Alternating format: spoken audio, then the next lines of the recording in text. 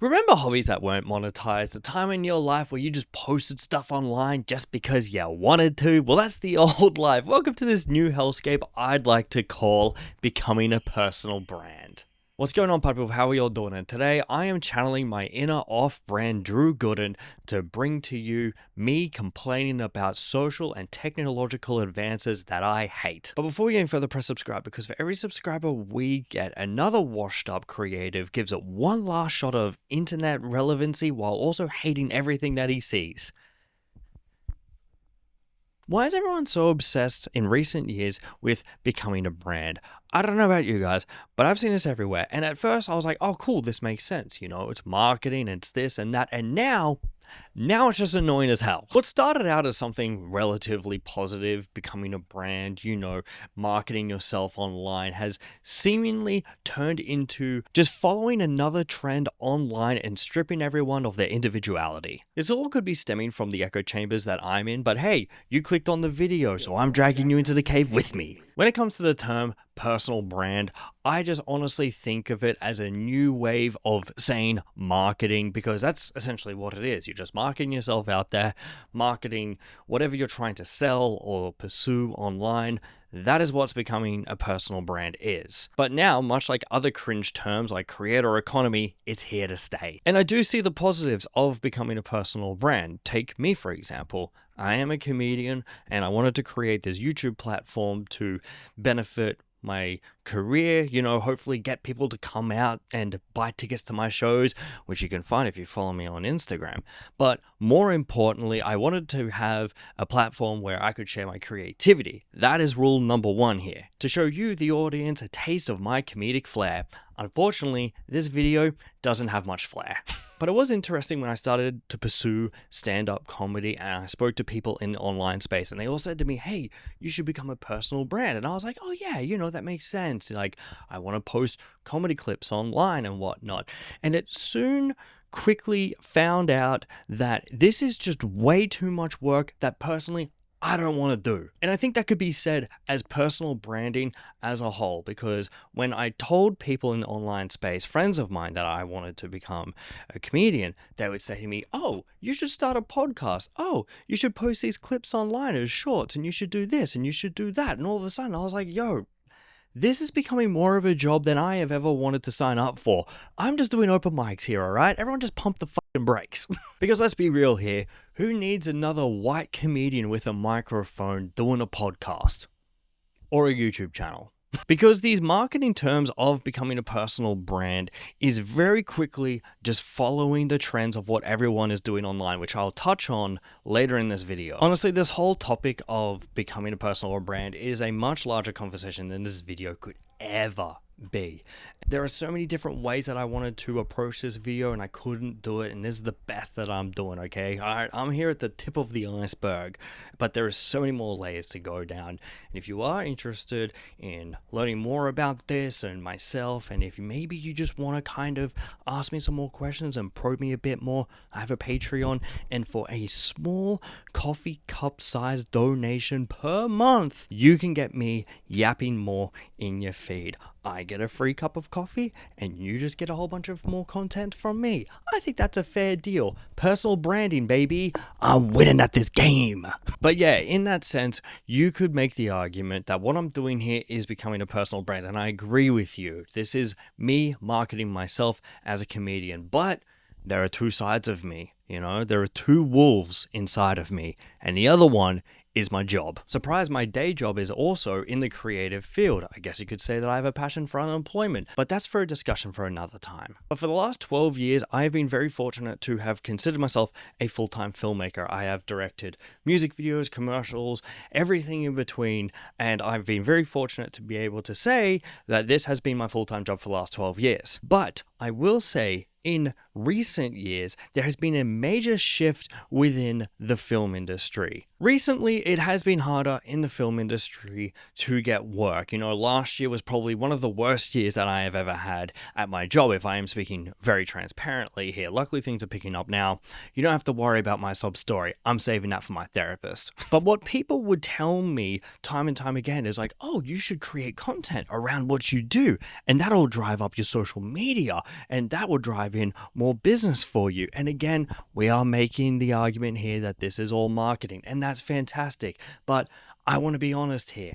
I don't want to do all of that. That is a whole other job. That's a whole other department. What do you mean? Imagine you're on set, right? You're on hour 11 of a long day in the sun.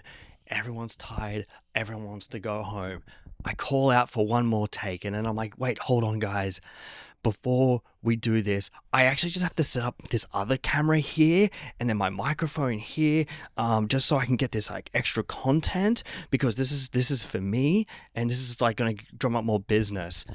I would be burned at the stake if I ever did that on set. And maybe this is me pulling my ego card out for a minute. Maybe that is just where I'm at the point in my career where I am dealing with a lot of high-end clients. Oh, okay, all right, boo, throw tomatoes at me. I don't care. I'm getting my paychecks here. But the last thing I want to do when I am hanging around with executives of these massive companies is like saying, hey guys, I know we're in the middle of like these really important shots here that you have spent a lot of money on, but I'm going to do this for me. But I will say it is great that the people out there that are working to become creatives in their own right as a job, if they are doing this extra steps to benefit their career, I think that is good. I think that is a net positive. But I don't think as a society we should be doing that, because it is just you doing another department's job, which should not be our jobs, okay? You know, like the job postings that you see?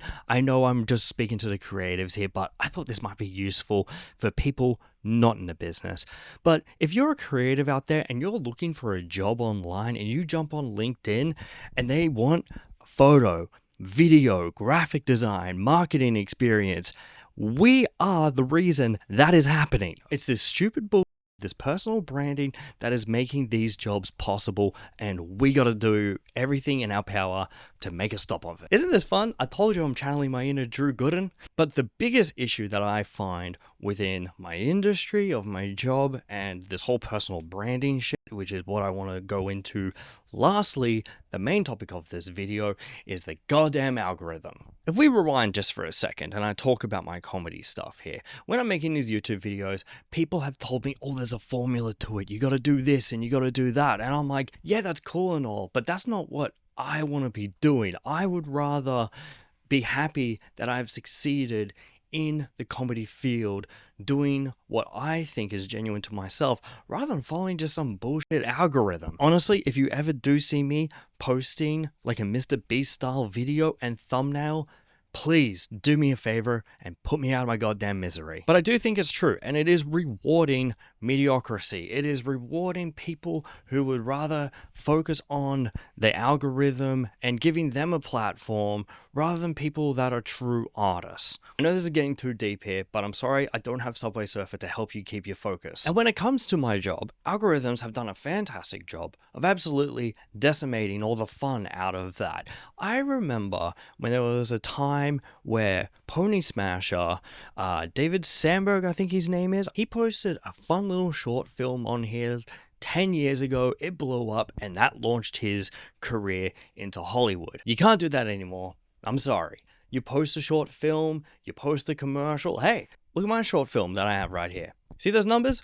I ain't getting to Hollywood anytime soon with those numbers. But because of this bullshit algorithm that we now have to bow down to and kiss the feet of, it is ruining a lot of good art out there, and it's getting a lot harder to source true inspiration as well as getting your own work out there. The algorithm, baby, it's the perfect place where you can come to strip yourself of all individuality and, most importantly, creativity. It is frustrating that it's getting harder and harder to find unique people, and I know you can make the argument that there is no unique people anymore, there is no unique experiences anymore as society progresses. But what I will say is, because of algorithms, a lot of people are changing their creativity and their individuality to suit an algorithm, myself included. Sometimes for this YouTube channel, I do things that I necessarily don't want to do, but I'm like, one for the algorithm, one for me, you know? But this is stripping a lot of people of their personality and stripping them of what brings them joy. Another thing that kind of sparked the idea for this video was this creator who made fun of a lot of like New York influencers. run, don't walk to the hottest new Italian restaurant in New York City. Maybe you haven't heard of Chow Down, you've been living under a rock. Oh, we got the spicy rigatoni with vodka sauce, and oh my god, you guys, I'm obsessed. And then recently, he made a TikTok where he did talk about that there is an agency in New York that is literally farming influencers. And the reason why he made this video was to make a very strong point that New York City has so much to offer, yet these bozo influencers are just going to like the same cafes, the same Pilates classes, and they're not showing the true passion and love for the city of New York. It's no secret if you watch our videos that I live in New York and have for basically my entire adult life. I only downloaded TikTok like 2 years ago and I was shocked by what I saw. I was immediately inundated with video after video of creator after creator who dressed the same, talked the same, and lived the same life. I found this really weird because New York to me is such a special place. Like, where else can you go to a Broadway show,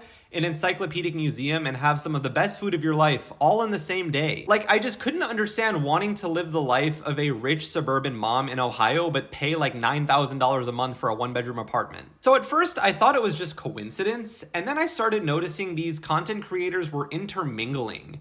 It was like they were dating guys that looked the same, creating videos with one another. It almost felt like watching a D-tier reality TV show. But things really didn't start to click until the Wall Street Journal wrote an article last July on a woman by the name of Shauna Davis Ross. Shauna runs what's called an influencer strategy and management firm, and her goal is to curate a specific look for her clients so that they can curate repeatable, monetizable content for brands. So the blowouts, the Pilates classes, the Aperol spritz, the Chanel bags you see are all intentional, stylistic decisions. The article states that Shauna's firm grosses over $10 million per year, and her clientele make millions of dollars per year selling a hyper-stylized, unrealistic version of what it's like to live in New York. And it's crazy. There is a woman out there that's just handpicking people online and saying, oh, you've got potential. All right, cool. Well, here's these brand deals and here's this money.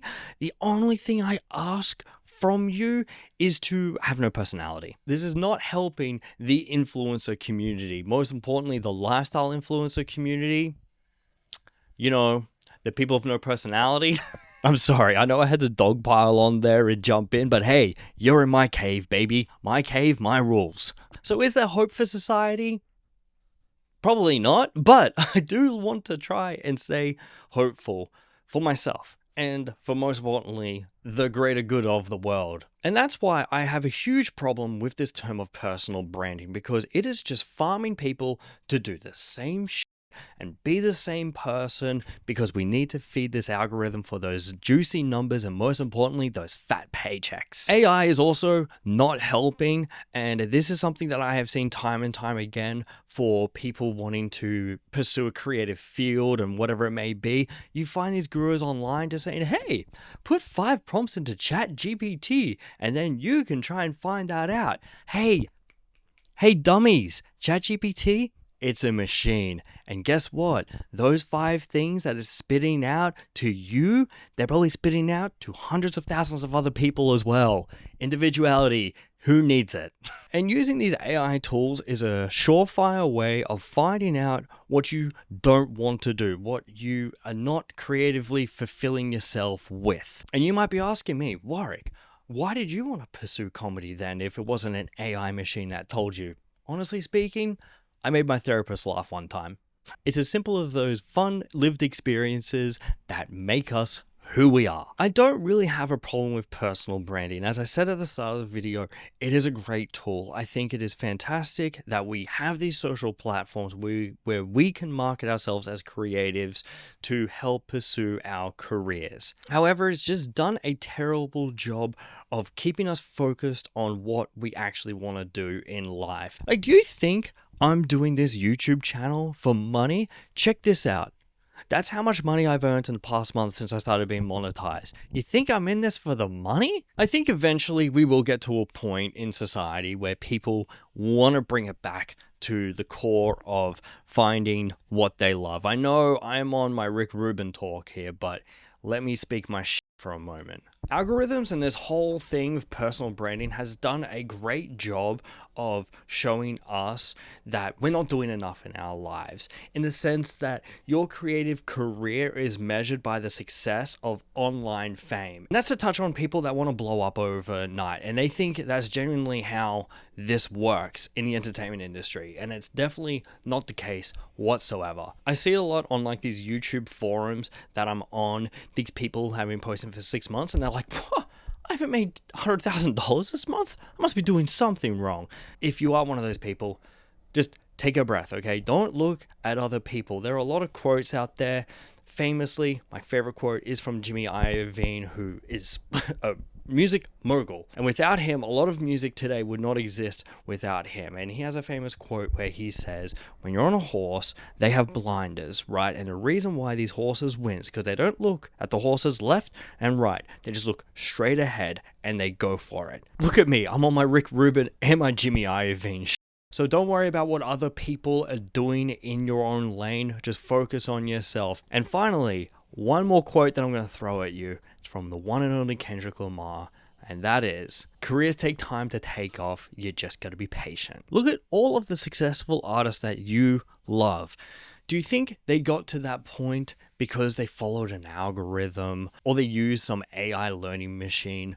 No, they got to where they are because they loved the art form, they studied it, and they got successful. And I hope that when it's my time in the sun, when I'm ready to check out of this earth, that I have left this earth knowing that I did everything that I could to follow a similar path. I told you I was on my Rick Rubin shit. Most importantly, don't be afraid to create your own thing and trying to find your own voice in this insanely chaotic world that we have now with social media. Because I do feel like a lot of people are stunting themselves creatively because they're like, oh no, that doesn't appease to the algorithm. And I feel that way as well. You know, sometimes I post a video and it gets a few hundred views and I'm like, damn, dude, like, I could have done so much better. I'm like, what am I doing? At the end of the day, I'm happy that I sat there. I wrote something, I tried my best, and I gave it a shot, and that's all that matters, okay? The numbers don't count. And I'm saying this for myself. Lastly, don't forget to like, comment, and subscribe. And most importantly, don't be afraid to be cringe, because to be cringe is to be free. Goodbye.